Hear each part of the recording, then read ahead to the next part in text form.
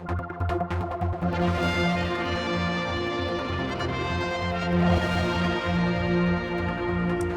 come along to the Millennium Suite and I'm joined by Madam President and also Jodie, who's in from Norfolk Island. We're going to show a bit of a cabinet as well, which is in this room, which has lots of items about Norfolk Island. I didn't know about it, but let's just start, Jodie. If you just hold that up for a second. Sure.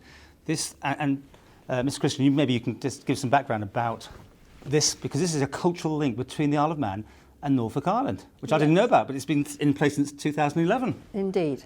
Well, in 2011, the Speaker of the Norfolk Island Assembly was a guest at Tynwald. Prior to that, we'd had a visit from their Chief Minister, and so my predecessor, President Noel Kringle, signed this cultural agreement with Speaker Adams. The reason for us having a cultural agreement with Norfolk Island is, of course, the Fletcher Christian connection. Fletcher Christian, as a mutineer on the Bounty, landed in Pitcairn, and eventually the Pitcairn Islanders outgrew that island and were moved by courtesy of Queen Victoria to Norfolk Island, which she gave them to go and live on. Because Pitcairn was quite small, wasn't it? Pitcairn's very small, I understand about half the size of the Calf of Man. Now that is small. So when the population grew to 193, they needed to move. They arrived with 194, by the way, as the baby was born on the transshipment, some thousands of miles. But of course, then we've got this link now with Norfolk Island because of that heritage, the mutiny on the Bounty heritage. And Jodie, you've got a sort of scholarship to look into this and come to the Isle of Man? Yes. I put forth that I would like to research and travel to the Isle of Man and the United Kingdom to look into the sound heritage and take it back to the origins, which is looking at the sounds of what was being played, what were the favourite hymns, songs around the 1700s when Fletcher Christian was growing up here and prior to him joining the Mutiny on the Bounty. And have you had a chance yet to do that? Oh, I've had fantastic help, assistance, encouragement, recommendations.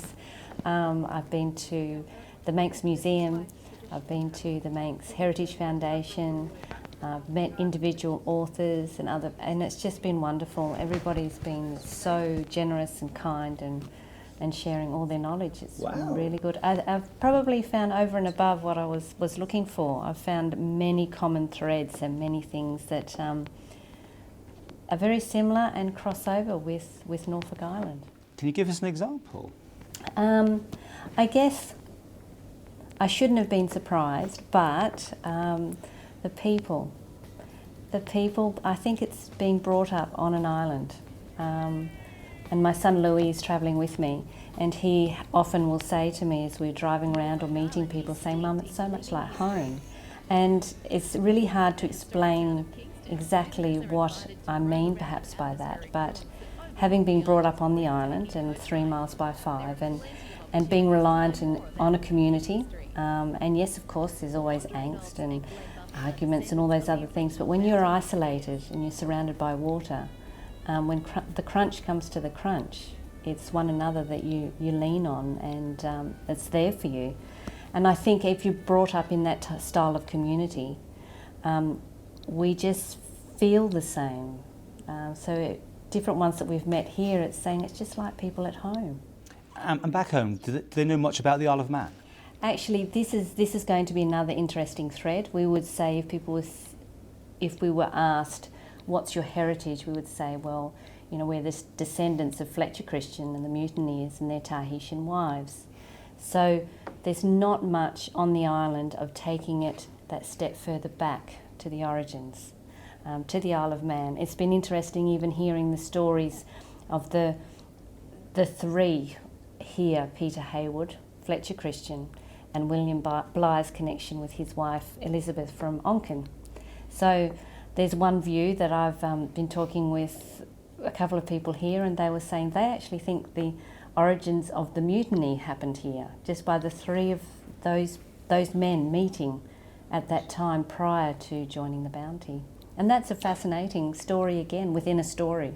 I think that's what I'm finding, stories within stories.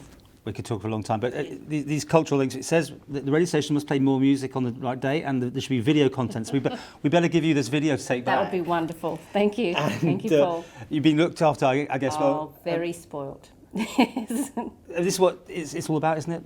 Well, I was fortunate to visit Norfolk Island earlier this year, and so I met Jodie at that time. She hadn't at that time been awarded the Churchill Scholarship, but we hoped that she would get it, and eventually she did and has arrived here. But part of the agreement between the two islands is that we should encourage music and dance exchange via local radio stations. We have visited Castle Rushen High School this week, well, last week and this week, and are very optimistic of setting up a link between children here and there.